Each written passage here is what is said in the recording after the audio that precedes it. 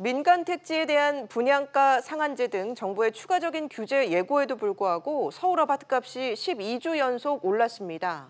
집값 상승의 불씨가 강남 재건축에서 신축 아파트로 옮겨 붙는 상황입니다. 관련 내용 김환진 기자와 이야기 나눠보겠습니다. 자, 김 기자. 네. 일단 최근 집값 얼마나 올랐습니까? 한국감정원에 따르면 이번 주 서울 아파트값은 0.03% 오르면서 12주 연속 상승세를 기록했는데요. 예. 수도권에 속한 인천과 경기 지역도 각각 0.07%, 0.04% 오름세를 보이는 등 전반적인 상승세에 지난해 11월부터 꾸준히 하락세를 보였던 전국 아파트값은 이번 주 10달 만에 보합으로 돌아섰습니다. 네, 정부가 분양가 상한제 카드를 꺼내 들었는데도 이렇게 집값이 오르는 이유가 뭐죠? 네, 공급이 위축될 것이라는 시장 심리가 확산되면서 재건축 대신 신축 아파트가 집값 상승의 중심으로 떠올랐습니다.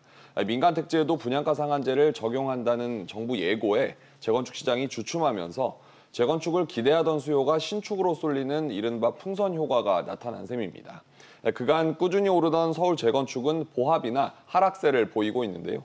서울 강남권 대표적 재건축 단지인 대치동 은마 아파트도 지난 6월 전용 면적 76제곱미터가 18억 원까지 거래됐었지만 지난달에는 17억 원대로 꺾였습니다. 반면 지은 지 5년, 길게는 10년이 넘지 않은 비교적 새 아파트의 희소성 부각에 따른 가격 상승폭이 재건축 하락폭을 상쇄하고도 남으면서 결과적으로는 서울 집값을 끌어올렸다는 분석입니다. 실제로 마포와 용산, 성동구 등의 서울 신축 아파트 값이 강남 3구의 재건축 추진 단지를 바짝 뒤쫓고 있는 모습입니다. 네, 이번엔 기업 소식도 좀 알아보죠. 한국GM노사가 결국에는 입장처를 좁히지 못하고 파업으로 치닫고 있다면서요? 그렇습니다. 한국GM노사는 어제 오후 인천 부평공장 본관에서 제9차 임금협상 단체 교섭을 진행했습니다. 예. 회사는 노조의 요구에 따른 새로운 협상안을 내놓지 않았고 이에 노조가 반발하면서 교섭이 결렬됐습니다. 결국 노조는 오늘부터 부분 파업에 돌입하기로 결정했는데요. 파업에 참여하는 노조 조합원은 한국GM 소속 8천여 명입니다. 전반조와 후반조가 4시간씩 파업하고 사무직은 5시간씩 파업을 하는 방식입니다. 오는 23일과 24일은 전체 간부 파업, 그리고 24일부터 27일까지는 조합원 추가 부분 파업도 예고했습니다. 네, 열흘여 만에 다시 파업에 나서는 건데 어떤 부분에서 이견을 좁히지 못하고 있는 건가요? 노조는 기본급 5.65% 인상과 또 통상임금의 250% 규모 성과급, 그리고 사기 진작 경력금 650만 원 등을 요구하고 있는데요.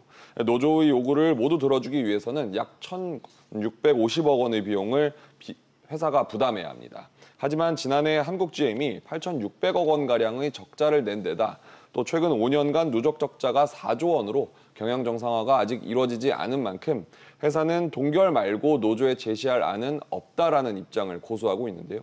지금까지 생산 차질을 빚은 차량이 10,000대, 금액으로는 2천억 원 정도의 매출 손실이 있다는 게 회사 측의 설명입니다. 여기에 노조가 트레버스와 콜로라도 등 현재 사전 계약이 진행 중인 신차 불매 운동을 진행하기로 하는 초강수를 두면서 갈등이 더 장기화될 것이라는 전망도 나오고 있습니다. 알겠습니다. 김 기자 얘기 잘 들었습니다.